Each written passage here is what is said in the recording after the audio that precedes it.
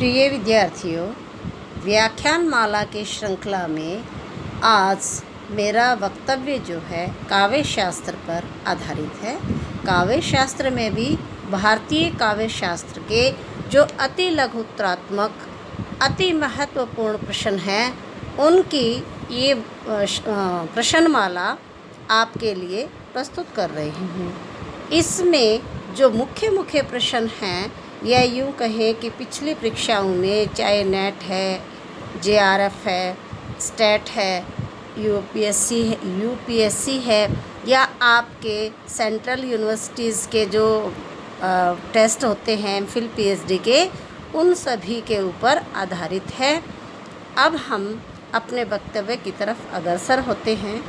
भाव का बोध कराने वाले कारण क्या कहलाते हैं? भाव का बोध कराने वाले कारण क्या कहलाते हैं? उत्तर है अनुभाव। उत्तर है अनुभाव। अगला प्रश्न है, वीर रस प्रधान रचना में कौन सा गुण प्रमुख होता है? कौन सा गुण प्रमुख होता है? उत्तर है ओज। यानी वीरता की जो बातें होती हैं, उनमें ओज का, शौर्य का होना अति आवश्यक है। नेक्स्ट प्रश्न है, रस को व्यंजना का व्यापार किसने माना? रस को व्यंजना का व्यापार किसने माना? उत्तर है अभिनव गुप्त। अभिनव गुप्त। अभिनव गुप्त ने रस को व्यंजना का व्यापार माना है। अगला प्रश्न, आचार्य रामचंद्र शुक्ल किस प्रकार के आचार्य थे या माने जाते हैं? आचार्य रामचंद्र शुक्ल किस प्रकार के आचार्य माने जाते हैं? उत्तर है रसवादी। उत्तर है आपका रसवादी। नेक्स्ट प्रश्न है, ब्रह्मानंद सहोदर किसे कहा गया है? ब्रह्मानंद सहोदर किसे कहा गया है? उत्तर है रस। रस को ब्रह्म का जो है आनंद का सहोदर यानी साथी कहा गया है। नेक्स्ट प्रश्न है, यानी सहोदर यानी उसी गर्भ से उत्पन्न, पेट से उत्पन्न।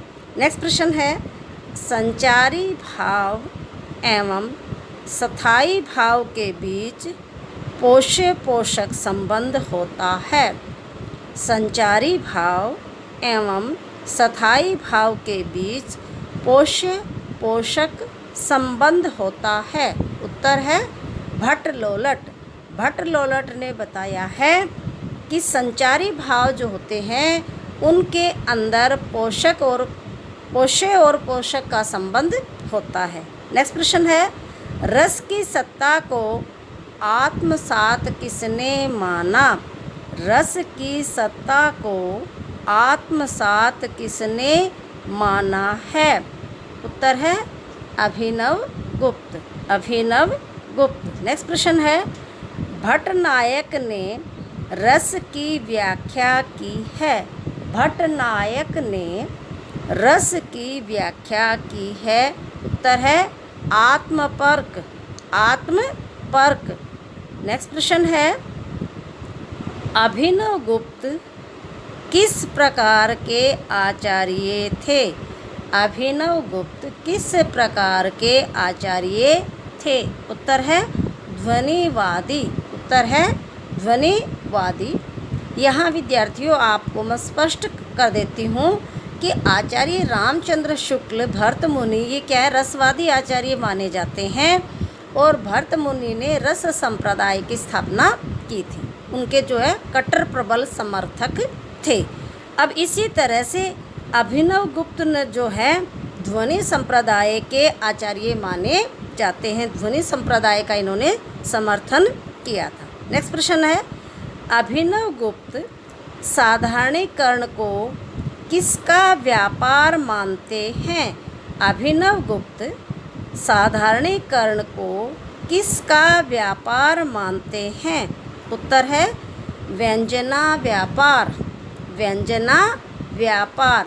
नेक्स्ट प्रश्न है, यहाँ पर विद्यार्थियों आपको आचार्य और जिस आचार्य ने, चाहे रस है, ध्वनि है, आपका औचित्य है, रीति है, अलंकार है, जिसके बारे में जो कथन कहा है, जो परिभाषा कही गई है, उसको मैं यहाँ पर उद्धृत कर रही हूँ। और इस प्रकार का प्रश्न जो है अवश्य आता है काव्य शास्त्र में। तो मुख्य रूप से आपको कई बार आचार्य उनके नाम दे दिए जाते हैं, फिर पूछ ली जाती है कि ये किस आचार्य ने कहा है, चाहे वो परिभाषा हो, चाहे कथन हो, या किसी संप्रदाय से वो संबंधित हो। मान लो आपसे पूछ ले कि रस संप्रदाय का इनमें से कौन सा आचार्य है, रीति संप्रदाय का कौन सा है, तो आपसे जो मैच करवाते हैं, यानी जो मिलान वाला प्रश्न होता है, बहुत आसान होता है और वो इन्हीं प्रश्नों पर आधारित होता है। आप पजल हो जाते हो कि जी वो तो हमने किया ही नहीं। अरे आपको वो प्रश्न आता है, आपने सिर्फ उसको अलग से कर रखा है। आपने अगर इस तरह के प्रश्न बनाने हैं, आप आचार्यों के नाम लिख लीजिए, किस आचार्य ने कौन सी परिभाषा दी है, कौन सा कथन कहा है, उनको उल्टा पुल्टा लिख लो। और उसके बाद इस प्रश्न को सोल्व करो कि आपका मान लो ध्वनि के बारे में आ जाता है, तो ध्वनि संप्रदाय का आचार्य किसको माना जाता है, किसको श्रेय जाता है, रस को किसको जाता है, औचित्य को किसको जाता है। तो इस प्रकार से ये प्रश्न जो हैं आपको आते हैं, सिर्फ आपको उनको अटेम्प्ट करने की ज़रूरत है कि प्रश्न चाहे कैसे ही है, जब आपको उसका उत्तर पता है तो उसको करने में किसी को किसी प्रकार की कठिनाई नहीं होनी चाहिए। और ये मैं आपको श्योर करती हूँ कि एक प्रश्न काव्य शास्त्र में से मिलान वाला अवश्य आएगा, और एक भारतीय काव्य शास्त्र से आता है और एक आपके पाश्चात्य काव्य शास्त्र से। और काव्य शास्त्र ज़्यादा बड़ा नहीं है, क्योंकि 6 संप्रदाय आपके भारतीय काव्य शास्त्र में हैं, और इसी तरह से 4-5 संप्रदाय जो है आपके पाश्चात्य काव्य शास्त्र से उद्धृत हैं। अब पहले मैं आचार्य का नाम लेती हूँ और उसके बाद किस आचार्य ने किस संप्रदाय के बारे में क्या कहा है वो उनका कथन है। यथा विश्वनाथ जी ने क्या कहा है, वाक्यम रसात्मकम काव्यम। वाक्यम रसात्मकम काव्यम। अगला प्रश्न है पंडित जगन्नाथ ने क्या कहा है, रमणीयार्थ प्रतिपादक शब्द है काव्यम। रमणीयार्थ प्रतिपादक शब्द है काव्यम, यानी जो रमणीय सुंदर अर्थ का प्रतिपादन करता है वही क्या कहलाता है, काव्य। नेक्स्ट प्रश्न है भामह ने क्या कहा है, शब्द अर्थम सहितम काव्यम। शब्द अर्थम सहितम काव्यम, यानी जो शब्द अर्थ के साथ काव्य में प्रयुक्त होते हैं वही काव्य कहलाते हैं। यानी काव्य के अंदर शब्द के अर्थ का बड़ा महत्व होता है, इसलिए भामह ने क्या कहा, शब्दार्थम सहितम काव्यम। नेक्स्ट है मम्मट ने क्या कहा है कि काव्यांश से, यानी क्या है, शब्दार्थ सहितम काव्यम। आगे आता है आपका भट्टनायक का कथन है, रस सूत्र के तीसरे व्याख्याता हैं, यानी रस सूत्र के तीसरे व्याख्याता हैं भट्टनायक। कि भट्टनायक जो है रस का प्रतिपादन करने वाले तीसरे व्याख्याकार हैं। अगला प्रश्न है काव्य की आत्मा के निर्धारण में प्रचलित संप्रदायों में कालक्रमानुसार सर्वप्रथम कौन सा संप्रदाय है। काव्य की आत्मा के निर्धारण में प्रचलित संप्रदायों में कालक्रमानुसार सर्वप्रथम कौन सा संप्रदाय है। यहाँ विद्यार्थियों प्रश्न को आप ध्यान से पढ़ो। जब आप भारतीय काव्य शास्त्र का अध्ययन करते हो, सबसे पहले कौन सा संप्रदाय पढ़ते हो आप, रस संप्रदाय। और रस संप्रदाय ही भारतीय काव्य शास्त्र की जान है, इसलिए कालक्रम के अनुसार भी भारतीय काव्य शास्त्र का पहला संप्रदाय कौन सा है? रस संप्रदाय। अगला प्रश्न है, साधारणीकरण का संबंध किस समीक्षा सिद्धांत से है? साधारणीकरण का संबंध किस समीक्षा सिद्धांत से है? उत्तर है रस। जो विद्यार्थी अपनी एमए के अंदर जिन्होंने काव्य शास्त्र को पढ़ा है कि रस सिद्धांत के अंदर एक साधारणीकरण का भी भाग आता है कि साधारणीकरण क्या होता है, किस किस के बीच में होता है, क्यों किया जाता है, तो यहाँ पर ये साधारणीकरण का जो नाम आता है वो आपका रीति, औचित्य, अलंकार, ध्वनि इनके अंदर नहीं आता, बल्कि किस में आता है? रस सिद्धांत के अंतर्गत या रस संप्रदाय के अंदर आता है। नेक्स्ट प्रश्न है, रस सिद्धांत के संबंध में अनुमितिवाद के सिद्धांत प्रतिष्ठापक आचार्य कौन हैं? रस सिद्धांत के संबंध में अनुमितिवाद के सिद्धांत प्रतिष्ठापक आचार्य कौन हैं? उत्तर है शंकुक। यानी शंकुक ने अनुमितिवाद की स्थापना की, यानी अनुमितिवाद का जो संप्रदाय है, भाग है, उसकी स्थापना किसने की है? शंकुक ने। नेक्स्ट प्रश्न है, भाव प्रकाशकार कहलाते हैं। भाव प्रकाशकार कहलाते हैं शारदा तनय। नेक्स्ट प्रश्न है, गोपुच्छ शैली से तात्पर्य है। गोपुच्छ शैली से तात्पर्य है। उत्तर है नाटक के अंकों का क्रमशः छोटे होता जाना। नाटक के अंकों का क्रमशः छोटे होते जाना।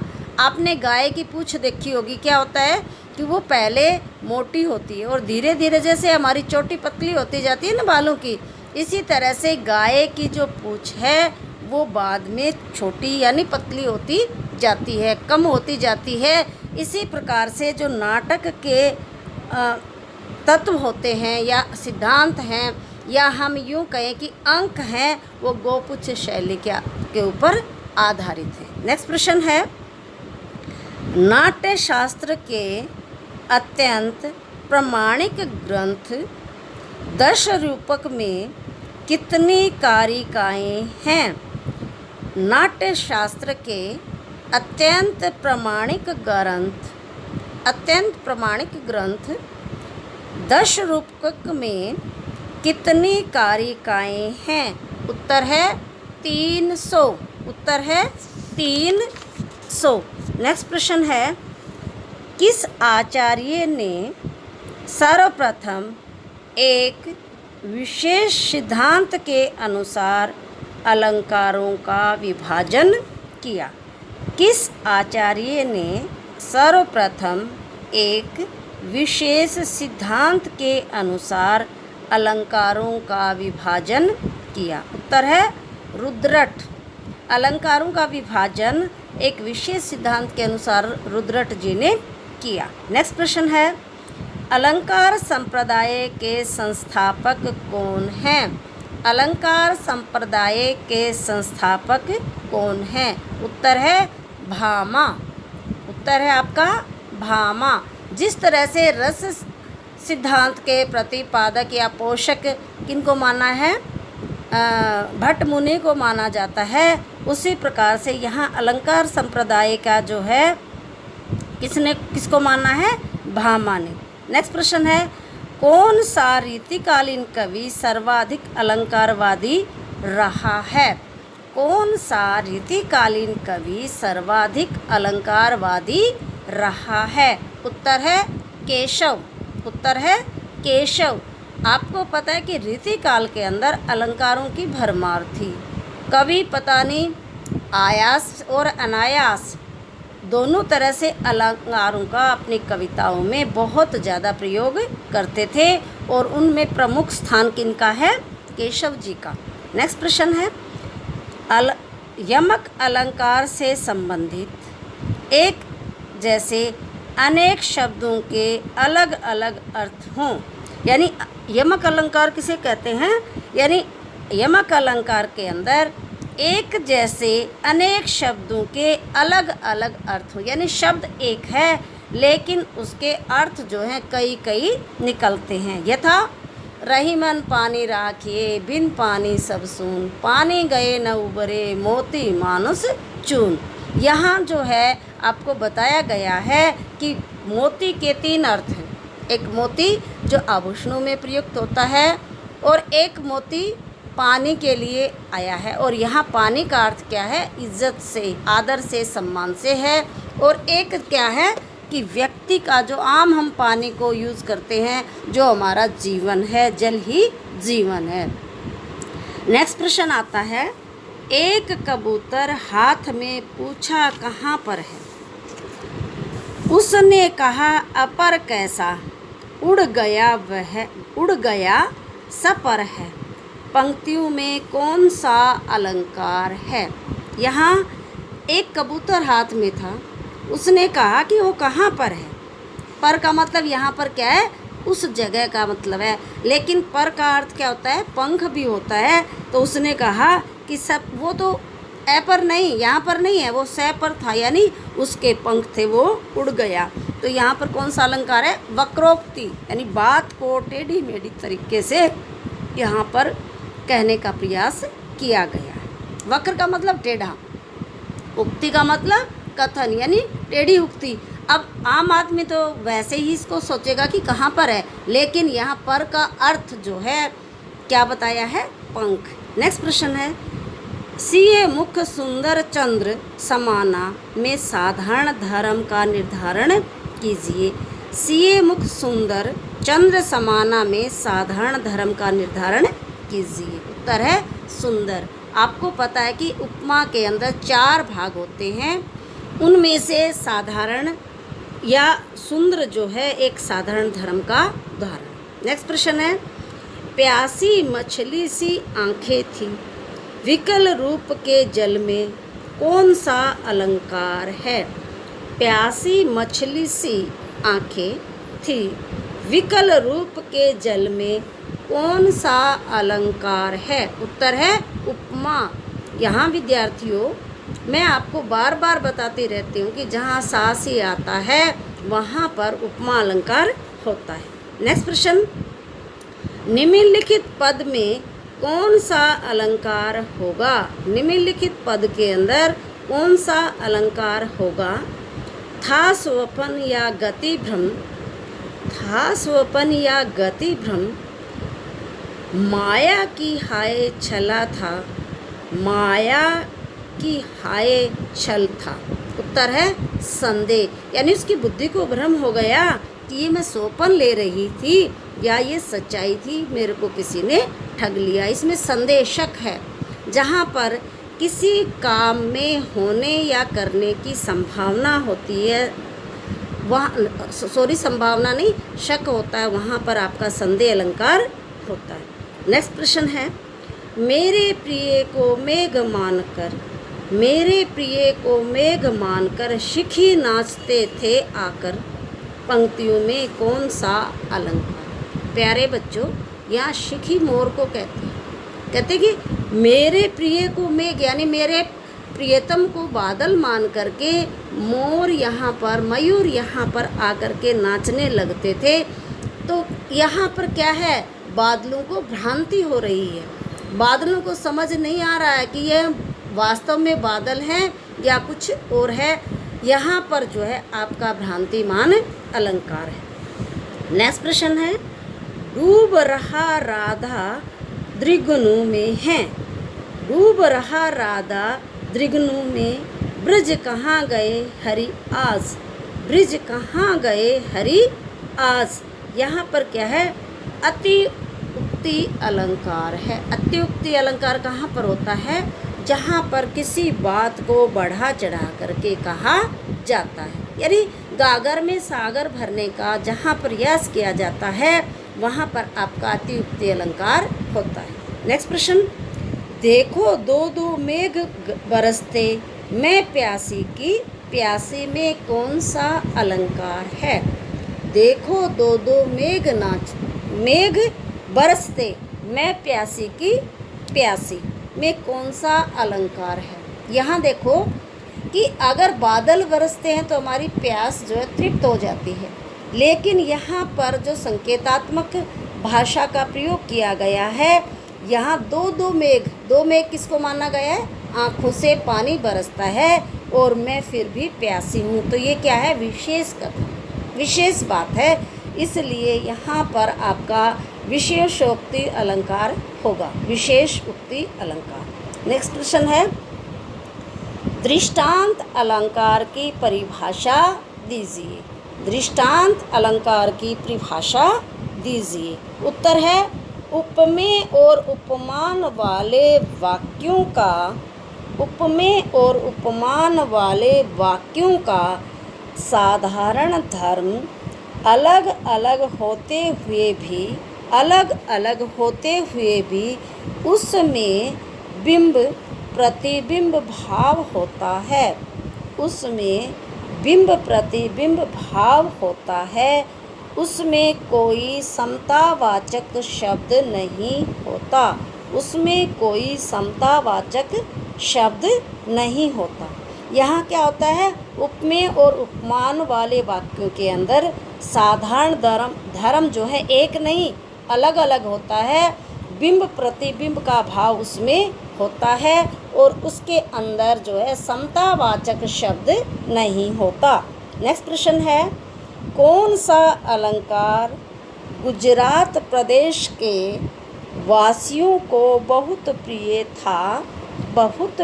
था जो उन्हीं के नाम पर उस अलंकार का नाम पड़ गया या उस अलंकार का नाम रखा गया। गुजरात प्रांत के लोगों को जो अत्यंत प्रिय अलंकार था उसका क्या नाम था, जिसका बाद में नाम उन्हीं के आधार पर रख दिया गया?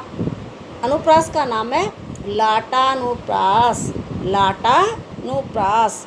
नेक्स्ट प्रश्न है, रुदन का हंसना ही तो गान, रुदन का हंसना ही तो गान में अलंकार बताइए, में अलंकार बताइए कि कौन सा अलंकार है? उत्तर है विरोधाभास, यानी जब हम रोते हैं और उसमें हंसने का कैसे हम प्रयत्न कर सकते हैं, यानी यहाँ पर बात के अंदर विरोध दिखाया गया है, क्योंकि हम हंसते प्रसन्नता में हैं, खुशी में हैं, जब हमारे को हर्ष होता है, और रोते हम दुख के अंदर हैं, कष्ट के अंदर हैं।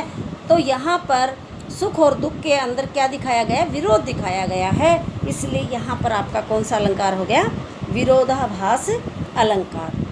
नेक्स्ट प्रश्न है, अलंकार बिंबों में किसका सहारा लिया जाता है? अलंकृत बिंबों में किसका सहारा लिया जाता है? उत्तर है अलंकारों का, यानी जिन बिंबों का हम वर्णन ही करते हैं, उस प्रश्न को आप थोड़ा सा समझ लिया करो कि अलंकृत क्या होता है। अलंकार का ही तो नाम है जो हमारी कविता को सुंदर बनाते हैं। तो यहाँ पर आपके प्रश्न का उत्तर हो जाएगा अलंकार का। नेक्स्ट प्रश्न है, काव्य की शोभा बढ़ाने वाले तत्वों को क्या कहा जाता? काव्य की शोभा बढ़ाने वाले तत्वों को क्या कहा जाता है? आपका उत्तर है अलंकार। और प्यारे बच्चों, ये मैं आपको बार बार बताती हूँ कि जिस प्रकार से स्त्री को सुंदर बनाने के लिए विभिन्न प्रकार के आभूषण पहनाए जाते हैं, उनके सौंदर्य को और बढ़ाया जाता है, उसी प्रकार से कवि अपनी कविता को सुंदर बनाने के लिए विभिन्न प्रकार के अलंकारों के द्वारा उसको सुसज्जित करने का प्रयास करता है। तो इसलिए कविता को सुंदर बनाने वाले कौन होते हैं? अलंकार।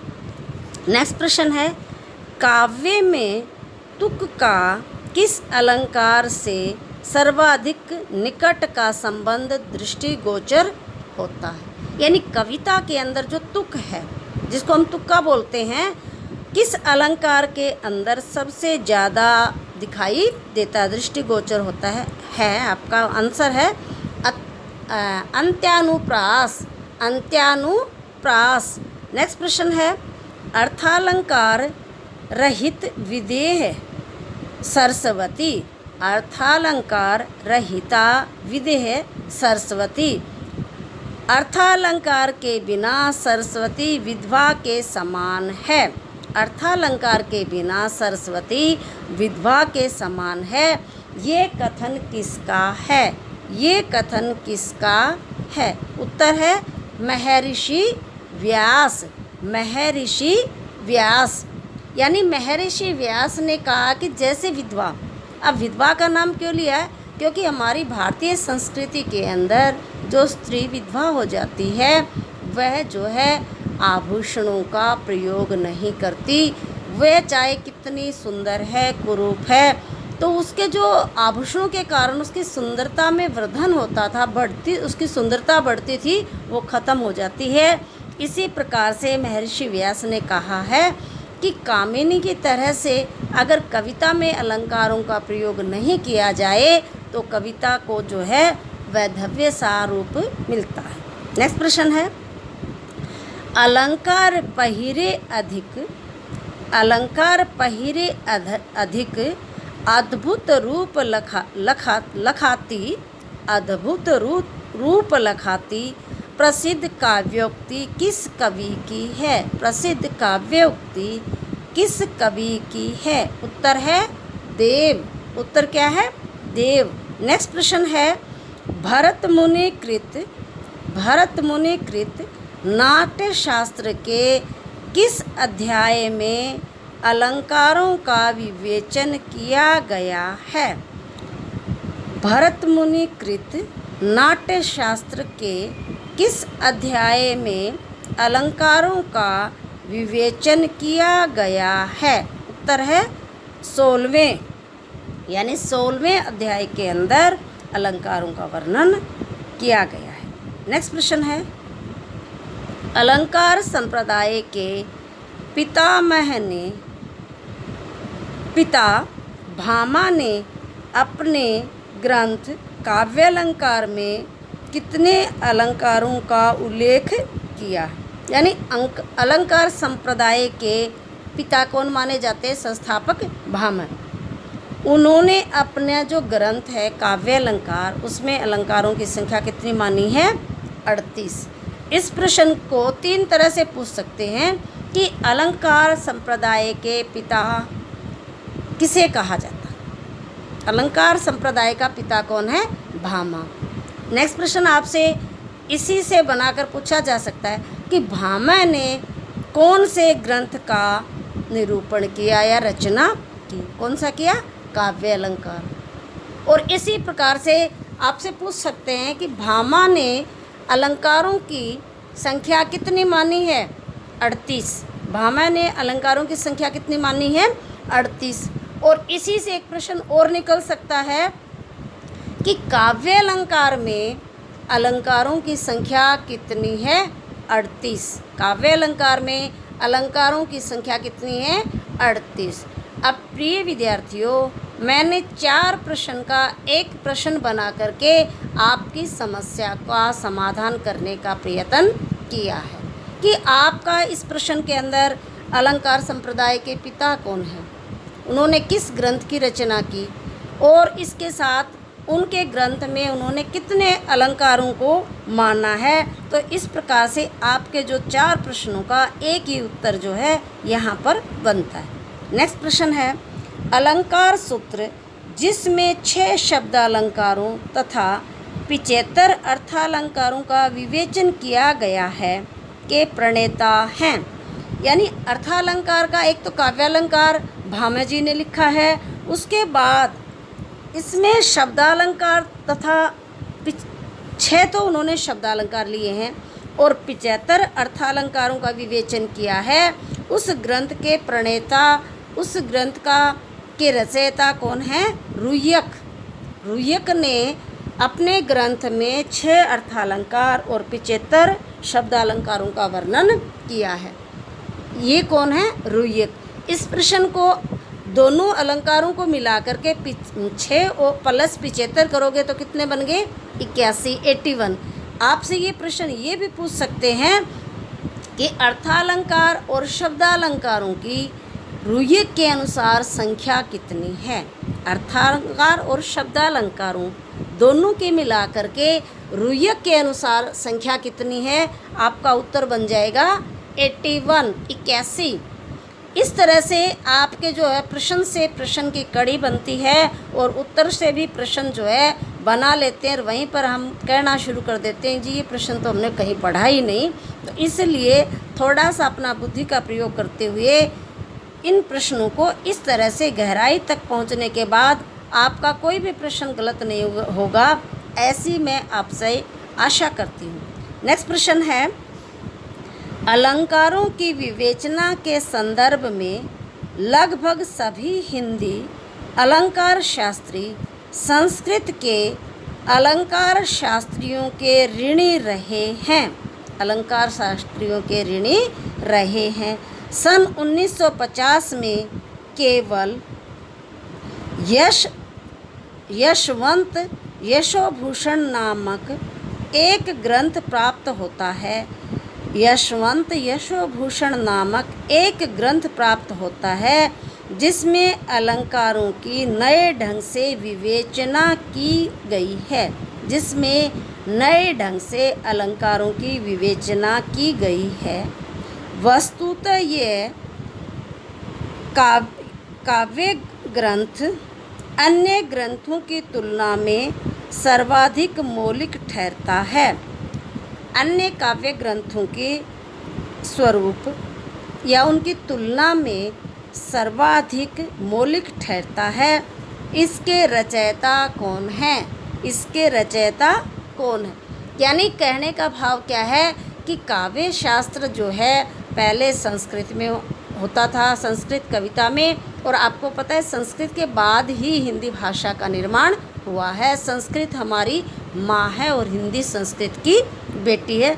तो उसमें एक ग्रंथ मिलता है यशवंत यशोभूषण, और उसमें नए ढंग से इस बात को प्रस्तुत किया गया है। इस ग्रंथ के रचयिता कौन हैं? कविराज मुरारी दीन। कविराज मुरारी दीन। ये मेरे ख्याल में जहाँ तक मैंने अध्ययन किया है काव्य शास्त्र की सबसे बड़ी उदाहरण है या कोटेशन है। इसलिए इसको 2-4 बार पढ़ोगे तो आपको अपने आप ध्यान रह जाएगा कि मुरारी दीन जो शब्द भी पहले शायद कहीं नहीं आया है, और एक नए काव्य शास्त्री का यहाँ पर वर्णन किया गया। नेक्स्ट प्रश्न है, अनुप्रास अलंकार के एक भेद छेका अनुप्रास में आगत छेक का सही शब्दार्थ होगा। यानी अनुप्रास अलंकार के 4 भेद माने जाते हैं। उनमें छेकानुप्रास एक भेद है। उसमें छेक का सही अर्थ क्या होगा? उत्तर है प्रिय। उत्तर है प्रिय। नेक्स्ट प्रश्न है, शलभ चंचल मेरे प्राण, शलभ चंचल मेरे प्राण, ये काव्य पंक्ति लुप्त उपमा अलंकार का उदाहरण है। लुप्त उपमा अलंकार का उदाहरण है।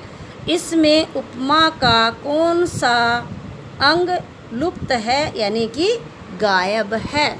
यानी उपमा जब दी जाती है तो उसमें 4 चीज़ें होती हैं, उनमें से कौन सा एक भाग या अंग जो है इसमें से गायब है? उत्तर है वाचक। यानी जिसके द्वारा ये बताया जाता है वो वाचक शब्द यहाँ पर दिखाई नहीं देता, वाचक अंग। नेक्स्ट प्रश्न है तेरी तलवार सी कालिंदी की धार, है तेरी तलवार की कालिंदी सी धार में कौन सा अलंकार है? कालिंदी कहते हैं यमुना नदी की। यमुना नदी की धारा के समान कौन सा अलंकार? यहाँ किसको? तलवार को। तरवार यानी एक तो तरवार यानी तैरने के लिए। अब जो पानी की धारा बड़ी तेज़ गति से बह रही है तो उसके ऊपर तैर करके तैराक को अपने गंतव्य तक पहुंचने में बड़ी कठिनाई होती है। यहाँ पर कौन सा अलंकार आया आपका? प्रदीप अलंकार। इसके बाद आपका नेक्स्ट प्रश्न आते हैं, कहते हुए यूँ पार्थ के 2 बूंद आंसू गिर पड़े। कहते हुए यूं पार्थ के 2 बूंद आंसू गिर पड़े, मानो हुए 2 सीपियों से व्यक्त 2 मोती बड़े। मानो हुए 2 सीपियों से व्यक्त 2 मोती बड़े। उक्त पंक्ति में कौन सा अलंकार है? यहाँ प्रिय विद्यार्थियों, मैं आपको बताती हूँ कि जहाँ जानू जनू आ जाता है, वहाँ पर मानो शब्द आता है, वहाँ पर आपका कौन सा अलंकार होता है? उत्प्रेक्षा अलंकार। जानू जनू मानो जहाँ पर भी आएगा आपका उत्प्रेक्षा अलंकार होता है। नेक्स्ट प्रश्न है, देख लो साकेत नगरी है यही।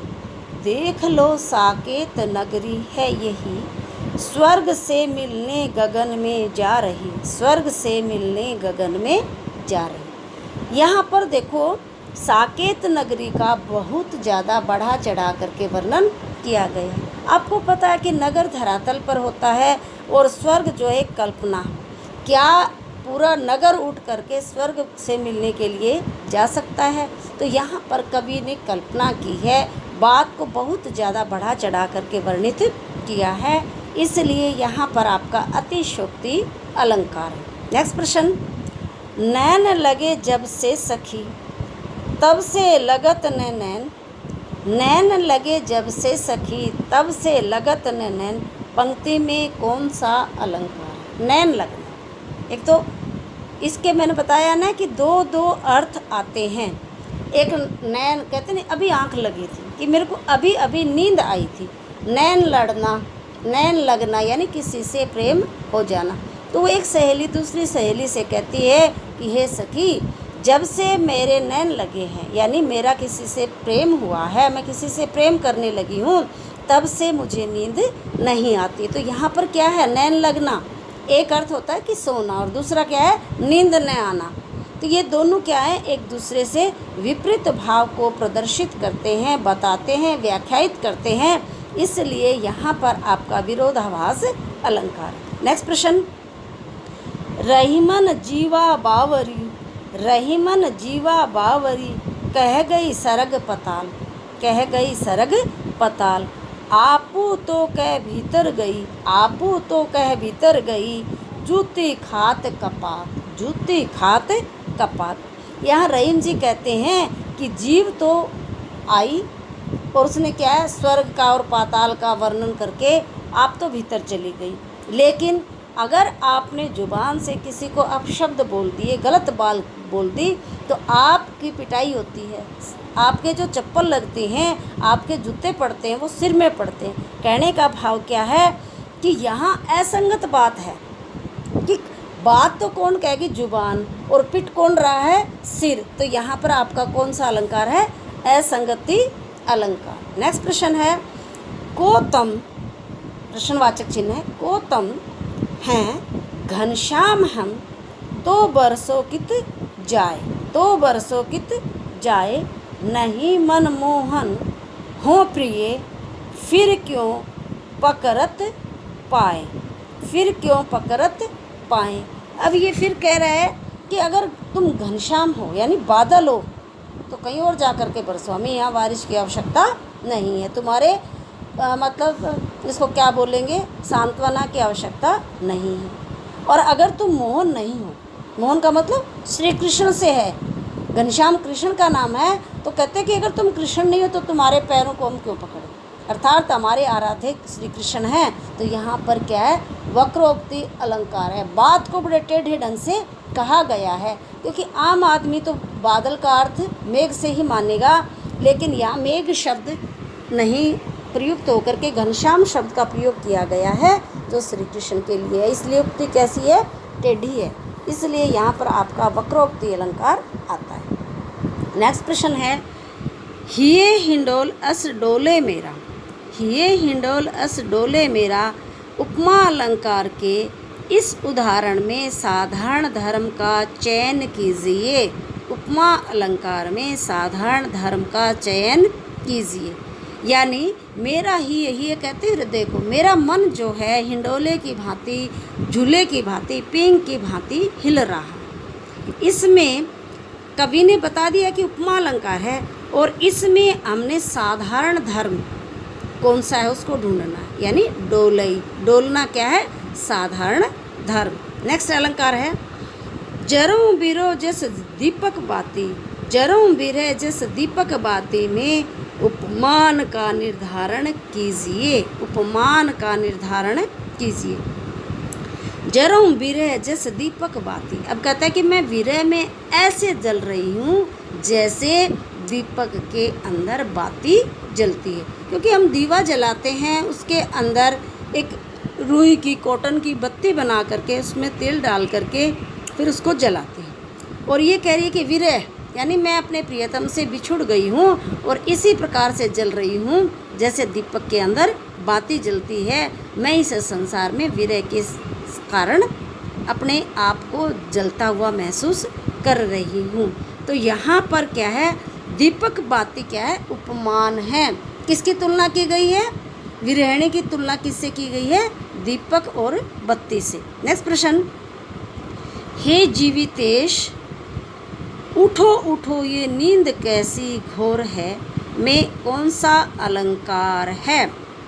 हे जीवितेश उठो उठो ये नींद कैसी घोर है, में अलंकार कौन सा है? उत्तर है पुनरुक्ति वदाभास। पुनरुक्ति वदाभास यानी पहले कही गई उक्ति से ही आभास हो रहा है। नेक्स्ट प्रश्न, श्रृंगार रस के संदर्भ में श्रृंगार शब्द में श्रृंग का सही अर्थ होगा। यानी श्रृंगार रस के संदर्भ में श्रृंगार शब्द में श्रृंग का सही अर्थ होगा कामोद्रेक। कामोद्रेक यानी काम को बढ़ाने वाला। कामोद्रेक उसी को कहते हैं।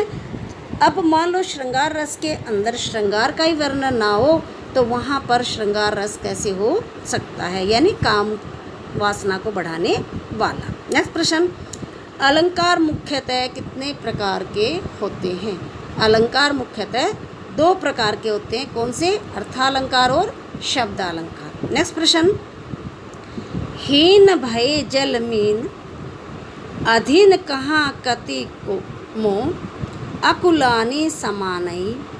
हीन भय जल मीन अधीन कहाँ अति मोह अकुलानी समानई। नीर सुनेही को लाभ कलंक निराश हुए कायर त्यागत प्राणई। कायर त्यागत प्राणई। नीर सनेई में कौन सा अलंकार है? नीर सनेई में कौन सा अलंकार है? यहाँ श्लेष और वक्रोक्ति 2 अलंकार आते हैं। श्लेष और वक्रोक्ति यानी श्लेष मत एक अर्थ के साथ दूसरा अर्थ चिपका रहता है और वक्रोक्ति में क्या होता है? टेढ़ा कथन, जो हमने काफ़ी उदाहरण कर लिए हैं। नेक्स्ट आता है जहाँ एक ही शब्द के अनेक अर्थ व्यंजित हों। जहाँ एक ही शब्द के अनेक अर्थ व्यंजित हों तो वहाँ कौन सा अलंकार होता है? तो वहाँ कौन सा अलंकार होता है? उत्तर है श्लेष। उत्तर है श्लेष। अभी आपको मैंने बताया था कि जहाँ पर एक अर्थ के साथ, एक शब्द के साथ बहुत सारे अर्थ निकलते हों, व्यंजित होते हों, वहाँ कौन सा अलंकार है? श्लेष अलंकार। नेक्स्ट प्रश्न है कौन सा रीतिकालीन कवि सर्वाधिक अलंकारवादी रहे हैं? कौन सा रीतिकालीन कवि सर्वाधिक अलंकारवादी रहे हैं? उत्तर है भिखारी दास। उत्तर है भिखारी दास। अभी पीछे कभी आप पजल मत हो जाना, मैंने केशव को बताया था। केशव जो हैं सबसे ज़्यादा अलंकारवादी आचार्यों की श्रेणी में आते हैं और भिखारी दास जो हैं अलंकारवादी कवि रहे हैं जिसने सबसे ज़्यादा अलंकारों का प्रयोग किया है। नेक्स्ट प्रश्न है कविता को किसने मनुष्य के व्यक्तित्व का प्रकाश कहा? कविता को किसने मनुष्य के व्यक्तित्व का प्रकाश कहा? उत्तर है जयशंकर प्रसाद। जयशंकर प्रसाद। नेक्स्ट प्रश्न है था स्वपन या गति भ्रम। था स्वपन या गति भ्रम माया की हाय छल था। माया की हाय छल था। या दृश्यमान मेरा वह अल्प पुण्य फल था, या दृश्यमान मेरा वह अल्प पुण्य फल था। यहाँ पर जो है बता रही है कि ये मेरे को मति भ्रम हो गया था, मेरी बुद्धि को संदेह हो गया था, शंका हो गई थी, या मैं स्वप्न ले रही थी, या मेरे साथ किसी ने ये छलावा किया जो मुझे दिखाई दे रहा है, या मेरे भाग्य का यानी जो मैंने थोड़ा सा अच्छा कर्म किया था उसका फल। यानी यहाँ उसको समझ ही नहीं आ रही है, वो बहुत सारी बातें एक साथ एक बातों का उल्लेख कर रही है, वर्णन कर रही है, स्वप्न का भी, भ्रम का भी, छल का भी, दृश्य का भी और पुण्य पाप का भी। तो यहाँ पर आपका क्या होगा, उल्लेख अलंकार। उल्लेख हम किसको कहते हैं, जहाँ पर हम किसी चीज़ का विस्तार से वर्णन करते हैं। जैसे इस प्रश्न का उल्लेख हम निम्नलिखित ढंग से करते हैं, इसकी जो प्रवृत्तियाँ उनका उल्लेख हम इस प्रकार से करते हैं। तो यहाँ पर आपका कौन सा अलंकार आ गया, उल्लेख अलंकार। नेक्स्ट प्रश्न है, दृष्टांत अलंकार की परिभाषा बताओ। ये पहले भी आ गया है, तो इसका मतलब ये कि ये इम्पोर्टेंट है, महत्वपूर्ण है। उपमेय और उपमान वाले वाक्यों का साधारण धर्म अलग अलग होते हुए भी उनमें बिंब प्रतिबिंब भाव होता है, उसमें कोई समतावाचक शब्द नहीं होता। यानी कहने का भाव क्या है कि इनमें साधारण धर्म होता है अलग अलग, बिंब प्रतिबिंब भी होता है, लेकिन इनका कोई भी समतावाचक शब्द नहीं होता। नेक्स्ट प्रश्न है, अमानवीय तत्वों में मानवीय गुणों के दर्शन अथवा आरोपण, मानवीय गुणों के दर्शन अथवा आरोपण कौन से अलंकार में किया जाता है, कौन से अलंकार में किया जाता है। उत्तर है मानवीकरण अलंकार, मानवीकरण अलंकार। प्रिय विद्यार्थियों, यहाँ मैं आपको बता देती हूँ कि छायावादी काव्य के अंतर्गत ही मानवीकरण का अलंकार का जो है सबसे ज़्यादा प्रयोग हुआ है। इससे पहले साहित्य में मानवीकरण अलंकार का कहीं भी प्रयोग नहीं मिलता। आपने छायावाद के प्रमुख स्तंभ जयशंकर प्रसाद की जो कामायनी है उसमें पढ़ा। पूरी कामायनी के अंदर जो है मानवीकरण अलंकार, विशेषण विप्रिय अलंकार जो हमने पाश्चात्य देशों से ग्रहण किए हैं, लिए हैं, उनका बड़ा सुष्ठु वर्णन किया गया है। आपको मैं स्पष्ट कर देती हूँ कि मानवीकरण अलंकार होता क्या है। जहाँ पर प्रकृति मनुष्य की भांति कार्य करती हुई दिखाई दे, वहाँ पर मानवीकरण अलंकार होता है। यानी प्रकृति मनुष्य की भांति कार्य नहीं कर सकती, लेकिन कवि कल्पना कर सकता है, कल्पना करता है कि जैसे प्रकृति में ये हो रहा है ऐसे ही मनुष्य कार्य करते हैं। अब आपने श्रद्धा सर्ग का एक उदाहरण मैं कामायनी से देती हूँ। क्या है, क्या था, नील परिधान बीच सुकुमार, नील परिधान बीच सुकुमार, खिल रहे मृदुल अंग, खिला हो जो बिजली का फूल, मेघ वन बीच गुलाबी रंग। अब यहाँ पर उन्होंने श्रद्धा का वर्णन जो है, श्रद्धा ने जो नीले वस्त्र पहन रखे हैं उनकी सुंदरता को बड़े सुंदर ढंग से किया है। जैसे आसमान में बिजली चमकती है। कहने का भाव क्या है कि श्रद्धा का जो सौंदर्य अदम्य है, बड़ा सुंदर है, और उसने जो नीले वस्त्र पहन रखे हैं वो मानो आसमान का जो दाम है। तो यहाँ पर जो है कवि मनुष्य के रूप में प्रकृति को वर्णित कर रहा है। यह एक कविता का और उदाहरण है। मेघमय आसमान से उतर रही है वह संध्या सुंदरी, परी सी धीरे धीरे। तो यहाँ निराला जी ने भी प्रकृति का जो है एक मानवीय की भांति वर्णन किया, इसलिए मानवीकरण अलंकार है। और आपको मैं बता देती हूँ, उपमा मानवीकरण अलंकार या फिर आपका यमक अलंकार में से प्रश्न जो है पूछा जाता है। नेक्स्ट प्रश्न है, रुद्रट के अनुसार अलंकार कितने हैं? यानी रुद्रट ने कितने अलंकार माने हैं? आपका उत्तर है 73।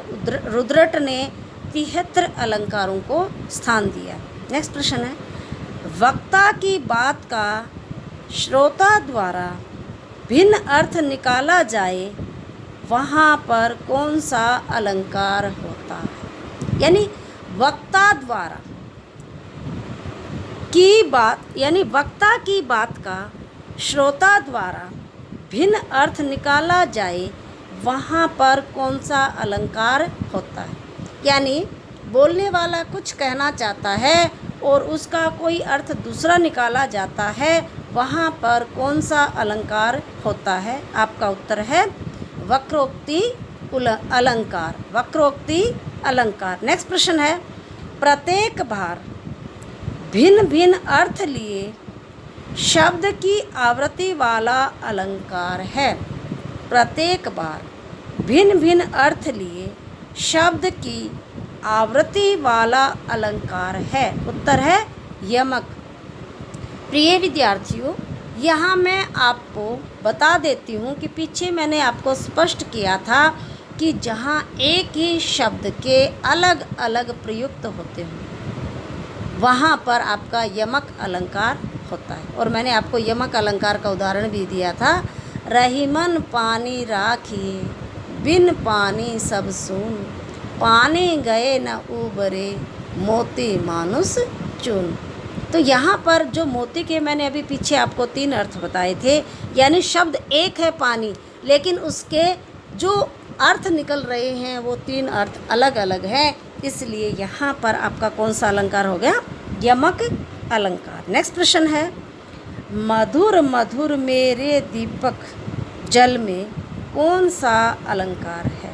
मधुर मधुर मेरे दीपक जल में कौन सा अलंकार है। तो यहाँ विद्यार्थियों आपको मैं बता देती हूँ कि एक शब्द की आवृत्ति होती है, यानी एक ही शब्द 2 या 2 से अधिक बार आता है, वहाँ पर आपका पुनरुक्ति प्रकाश अलंकार होता है, यानी दोबारा से वो बात आई है, उसी पर प्रकाश डाला गया है, इसलिए इस अलंकार का नाम पुनरुक्ति प्रकाश अलंकार है। नेक्स्ट प्रश्न है, अप्रस्तुत का वर्णन कर प्रस्तुत का बोध कराने वाला अलंकार होता है। अप्रस्तुत का वर्णन कर प्रस्तुत का बोध कराने वाला अलंकार होता है। तो यहाँ आपको एक बार मैं समझा देती हूँ कि जो चीज़ आपके सामने है नहीं, लेकिन उसके माध्यम से जो आपके सामने प्रेजेंट है, जो आपके सामने उपस्थित है, उस बात को समझा दिया जाता है, वहाँ पर क्या कौन सा अलंकार होता है, अन्य उक्ति अलंकार। यानी आप और हम बैठे हुए बात कर रहे हैं इस कक्षा में किसी तीसरे विद्यार्थी की, वह विद्यार्थी यहाँ उपस्थित नहीं है, लेकिन उस जैसे जो दूसरे विद्यार्थी बैठे हैं उनको टारगेट बना करके इस बात को मैं जो कहने का प्रयत्न कर रही हूँ, प्रयास कर रही हूँ, वहाँ क्या है, अन्योक्ति अलंकार। अब ये आपने राजा जयसिंह के बारे में पढ़ा होगा कि बाग पराए पानी परे तू पक्षिन क्यों मार। तो ये क्या था कि राजा जयसिंह को समझाने के लिए एक शिकारी का उदाहरण दिया कि तू खाता भी नहीं है, तेरे हाथ कुछ भी नहीं आता है, तो अपने मनोरंजन के लिए इन पक्षियों को क्यों मार रहा है। नेक्स्ट प्रश्न आता है, जो रहीमन गति दीप की कुल कपूत गति सोए। जो रहीमन गति दीप की कुल कपूत गति सोए, जो रहीमन गति दीप की कुल कपूत गति सोए, बारे उजियारा करे बड़े अंधेरा होए। यहाँ पर रहीम जी स्पष्ट करना चाहते हैं कि जैसे दीपक से घर में प्रकाश फैलता है, उसी प्रकार से बेटे से घर में रोशनी आती है, यानी बेटा जो है घर की मान मर्यादा को बढ़ाता है। आगे फिर वो उसी बात को स्पष्ट करते हुए क्या कह रहे हैं कि जैसे दीपक बुझ जाता है, दीपक को हम बढ़ा देते हैं तो घर में अंधकार हो जाता है, इसी प्रकार से जो पुत्र उल्टे कर्म करता है हमारे घर की मान मर्यादा को भी मिट्टी में मिला देता है। तो यहाँ पर जो है उदाहरण अलंकार है। नेक्स्ट प्रश्न है, न कांतम अपि विभाति वनिता मुखम। न कांतम अपि विभाति वनिता मुखम, ये किसका कथन है। उत्तर है भामा। उत्तर है भामा। नेक्स्ट प्रश्न है, काव्य मानव जीवन की आलोचना है। काव्य मानव जीवन की आलोचना है, ये कथन किसका है? उत्तर है Matthew Arnold. Matthew Arnold. Next प्रश्न आता है आपका, विभावना अलंकार का लक्षण है। विभावना अलंकार का लक्षण है। उत्तर है बिना कारण के कार्य की सिद्धि। बिना कारण के कार्य की सिद्धि, यानी कार्य हो रहा है बिना कारण के, कैसे उसकी सिद्धि प्राप्त हो सकती है, वहाँ पर आपका विभावना अलंकार होता है। नेक्स्ट प्रश्न है, अलंकार संप्रदाय के प्रवर्तक कौन थे? अलंकार संप्रदाय के प्रवर्तक कौन थे? दंडी। दंडी ने अलंकार संप्रदाय का श्री गणेश किया। नेक्स्ट प्रश्न है, ज्यों ज्यों प्यासाई रहत, ज्यों ज्यों पियत अघाय। त्यों त्यों प्यासाई रहत, ज्यों ज्यों पियत अघाई। पंक्ति में अलंकार कौन सा है? पंक्ति में अलंकार कौन सा है? उत्तर है विशेष उक्ति। विशेष बात इसके अंदर कही गई है। यहाँ प्रिय विद्यार्थियों, आपको मैं बता देती हूँ, जहाँ तक मेरा अनुभव है, नेट की परीक्षा में या जेआरएफ में या आपका कोई भी कम्पिटिटिव एग्ज़ाम है, उसके अंदर मुख्यतः प्रश्न या तो रस से संबंधित होते हैं या अलंकार से। इक्की दुक्की बार जो है अन्य संप्रदायों से भी प्रश्न पूछ लेते हैं, लेकिन आपका अलंकार संप्रदाय और रस संप्रदाय भारतीय काव्य शास्त्र में विशेष महत्व रखता है। इसलिए इनके जितने संभव थे, जितने प्रश्नों का सृजन मैं कर सकती थी, उसका मैंने बहुत अच्छे से प्रयास किया। और आपको मैं ये बात पुनः दोहराना चाहती हूँ कि इन प्रश्नों से, मान लो मैंने 150 प्रश्नों की प्रश्नमाला तैयार की है या 200 की है, उससे आप हजारों प्रश्न अपने तरफ से भी बना सकते हो। आपको अपने विषय का अध्ययन जो है अच्छे से करना चाहिए। और विद्यार्थियों, आपसे मैं पुनः आग्रह करती हूँ, अनुरोध करती हूँ कि जो YouTube channel doctor Sushila Arya का है, वह मेरा फ्री ऑफ कॉस्ट है। अगर आप उसको सब्सक्राइब करते हो, उससे आपको कुछ भी पैसे नहीं देने पड़ते, एक पैसा भी नहीं देना पड़ता। ये मैंने आप लोगों की सुविधा के लिए फ्री में आपको प्रोवाइड करवा रखा है। इसलिए अगर आप मेरे चैनल को सब्सक्राइब करते हो, उससे मुझे मोटिवेशन मिलती है, प्रेरणा मिलती है, और मुझे बड़ा अच्छा अनुभव होता है कि मेरे प्रयास से 100, 200, 300 जितने भी विद्यार्थियों को लाभ मिल रहा है, उससे मैं बड़ी हर्षित होती हूँ, प्रसन्न होती हूँ, क्योंकि मैं बिना किसी पैसे के लिए आप लोगों की सेवा कर रही हूँ। इसलिए आपसे मेरा पुनः आग्रह है कि आप YouTube चैनल पर डॉक्टर सुशीला आर्या का जो है उसको सब्सक्राइब करें। और मैंने इसके अलावा 50-55 वीडियोस और भी डाल रखी हैं, यानी कि आपका जो नेट और जेआरएफ का है, यूपीएससी का सिलेबस है, जो आपका सेंट्रल गवर्नमेंट का है, जितने भी आपके स्टेट के एग्ज़ाम्स हैं, उनका लगभग 60 या 70% सिलेबस मैंने आपका यूट्यूब पर डाल दिया है। और जल्द ही जो बचा हुआ सिलेबस है, उसकी भी वीडियो, अब जो कोरोना काल है, मुझे समय मिला हुआ है, इसलिए उसको बनाने में मैं लगी हुई हूँ। आपके लिए मेरी शुभकामनाएँ। और मुझे बड़ा अच्छा लगेगा कि जो मेरे प्रश्नों को पढ़ करके या मेरे पाठ्यक्रम